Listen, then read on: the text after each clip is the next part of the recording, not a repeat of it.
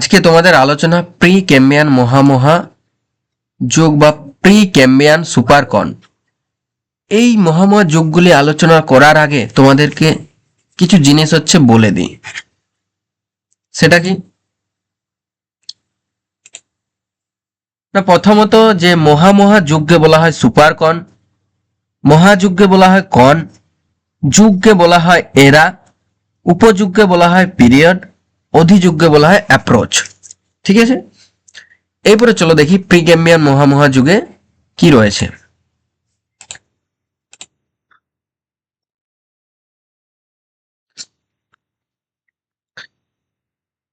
বর্তমানে international commission of স্ট্যাটিওগ্রাফি বা ICS এর মতানুসারে পৃথিবীর সৃষ্টির পর থেকে ক্যাম্বিয়ান পর্যন্ত সুদীর্ঘ সময়কালকে প্রি ক্যাম্বিয়ান বা ক্যাম্বিয়ান পূর্ব সময় নামে অভিহিত করেছেন।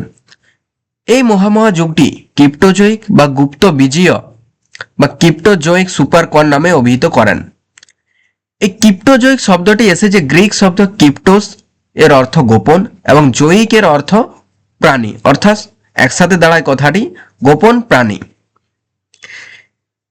এই মহাযুগে সৃষ্টি প্রাণীদের কোনো অস্তিত্ব পাওয়া যায় না, সেই জন্য এই সময়কালকে অজীবীয় মহাযুগ বা অজীয় সুপারকন নামে অভিহিত করা হয়।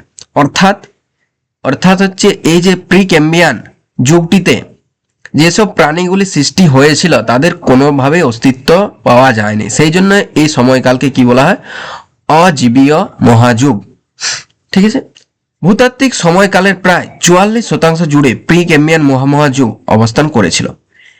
এই মহাযুগকে তিনটি মহাযুগ বা কনে ভাগ করা হয়েছে। এক নাম্বার কি হেডিয়ান মহাযুগ, আর্কিয়ান মহাযুগ আর পটেরোজয়িক মহাযুগ। তার মধ্যে আজকে তোমাদের আলোচনা করা হবে হেডিয়ান মহাযুগ সম্বন্ধে। ঠিক আছে, তো চলো হেডিয়ান মহাযুগ কি বা হেডিয়ান মহাযুগ সম্বন্ধে ধারণা। 1972 সালে আমেরিকা যুক্তরাষ্ট্রের ভূতত্ত্ববিদ পেস্টন ক্লাউড সর্বপ্রথম এই হেডিয়ান মহাযুগকে চিহ্নিত করে থাকেন।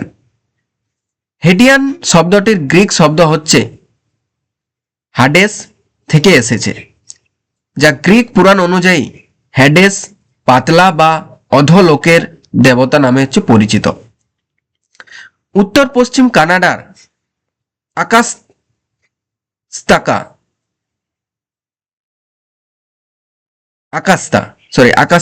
আকাস্তা নদী তীরবর্তী এলাকায় হলুদ রঙের নিস পাওয়া যায়। নিস মানে কি, নিস একটা শিলা, সেই শিলা পাওয়া যায় যা দেখতে হলুদ রঙের মতো হয়ে থাকে। এই শিলার বয়স ও বৈশিষ্ট্যের ভিত্তিতে হেডিয়ান মহাযুগের নামকরণ করা হয়। অর্থাৎ কি বলা যাচ্ছে যে এই যে উত্তর পশ্চিম কানাডা যে নদীটা রয়েছে আকাস্তা, সেই নদীর তীরবর্তীতে এক হলুদ রঙের নিস পাওয়া যায়, আর সেই হলুদ রঙের নিসের বৈশিষ্ট্য এবং বয়সের উপর ভিত্তি করে এই হেডিয়ান মহাযুগটির নামকরণ করা হয়ে থাকে। মূলত বিংশ শতাব্দীতে পৃথিবীতে কয়েকটি স্থানে ভূতাত্ত্বিকেরা হেডিয়ান শিলা খুঁজে পেয়েছিলেন। এই স্থানগুলি পশ্চিম গ্রিনল্যান্ড, উত্তর পশ্চিম কানাডা ইত্যাদি অঞ্চলে লক্ষ্য করা যায়। অর্থাৎ বিভিন্ন ভূতাত্ত্বিকেরা কি হয়েছে না, এই হেডিয়ান যুগের বিভিন্ন শিলা খুঁজে পেয়েছিলেন। সেগুলো কোথায়? পশ্চিম গ্রিনল্যান্ড অঞ্চলে, উত্তর পশ্চিম কানাডা ইত্যাদি অঞ্চলে। ঠিক আছে, এবারে আর কি স্থায়িত্বকাল, এই যুগটির স্থায়িত্বকাল কত? 4600 থেকে 4000 MY। MY এর ফুল ফর্ম কি? মিলিয়ন ইয়ার এগো। অর্থাৎ 4600 মিলিয়ন ইয়ার এগো থেকে 4000 মিলিয়ন ইয়ার এগো পর্যন্ত এই যুগটার সময়কাল। এবার বিবর্তন বা ইভোলিউশন। এটা এই যুগটিকে দুটো পার্টে এর বিবর্তন হয়ে থাকে। একটা কি ভূতাত্ত্বিক ও ভূমিরূপগত বিবর্তন, আর একটা রয়েছে কি জৈবিক বিবর্তন। তো আগে দেখবো কি ভূতাত্ত্বিক বিবর্তনটা। এক নম্বর অধিক অগ্নুৎপাতের ফলে পৃথিবী প্রাথমিকভাবে গলিত অবস্থায় ছিল এবং প্রায়শই অন্যান্য মহাজাগতিক বস্তুর সঙ্গে সংঘর্ষ ঘটতো। অর্থাৎ দেখো, পৃথিবী যখন সৃষ্টি হয়েছিল তারপরে প্রচুর পরিমাণে অগ্ন্যুৎপাত ঘটতো। তার জন্য পৃথিবী কি একটা গলিত অবস্থায় ছিল, প্রচুর পরিমাণে অগ্ন্যুৎপাত ঘটতো।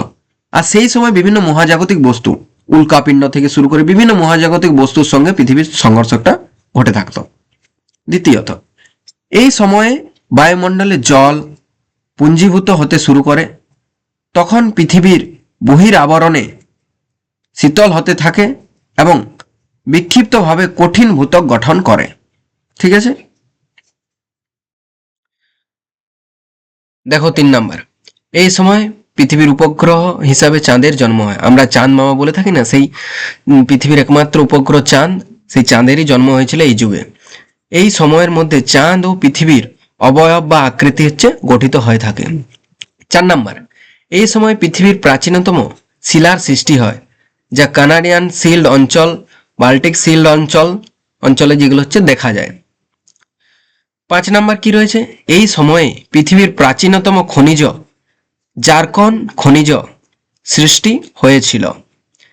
এটি প্রথম পশ্চিম অস্ট্রেলিয়ার নেরিয়ার নিস অঞ্চলের জ্যাক হিলস থেকে প্রাপ্ত রূপান্তরিত বেলে পাথর কংগ্লোমারেট, যা 435.4 প্লাস 0.8 কোটি বছরের পুরানো জারকন কেলাস পাওয়া গিয়েছিল।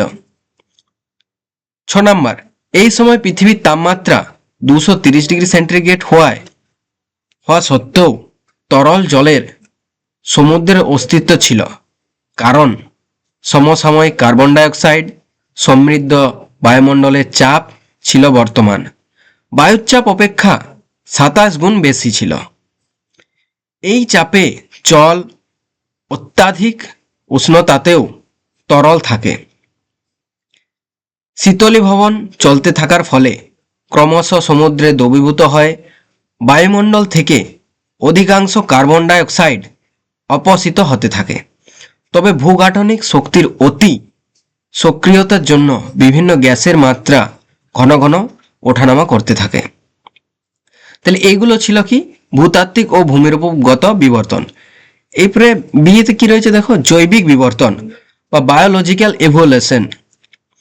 এখানে কি বলেছে, এই সময়ে পৃথিবী গঠিত হয়েছিল এবং ধীরে ধীরে নানান প্রকার পরিবর্তনের মাধ্যমে জীবনের আবির্ভাবের পটভূমিকা রচিত হয়েছিল। অর্থাৎ এই বিবর্তনে বলছে যে জৈবিক বিবর্তনে এখানে বিভিন্ন প্রকার পরিবর্তন লক্ষ্য করা গিয়েছিল। সেটা কি জীবের বা জীবনের আবির্ভাবের পটভূমিকা রচিত হয়েছিল। এই সময়ের জীবনের কোনো অস্তিত্ব প্রমাণ পাওয়া যায় না, কারণ আগ্নেয় শিলা থাকায় জীবাশ্মের কোনো সন্ধান মেলে না। অর্থাৎ এখানে যেসব জীবগুলো উৎপত্তি লাভ করেছিল সেগুলোর কোনো অস্তিত্ব পাওয়া যায়নি, কারণ এখানে সেই সময় প্রচুর পরিমাণে অগ্ন্যুৎপাত বের হতো, যেহেতু পৃথিবী সেই তারপর সৃষ্টি হয়েছিল, তারপরে এই যুগটা আরম্ভ হয়, সেই জন্য প্রচুর অগ্ন্যুৎপাত হতো। আর অগ্ন্যুৎপাত হওয়ার জন্য যে প্রাণীগুলো ছিল তাদের জীবাশ্ম থাকেনি, সব পুড়ে ছাই হয়ে গিয়েছিল। বোঝা গেছে? এই ছিল টপিক।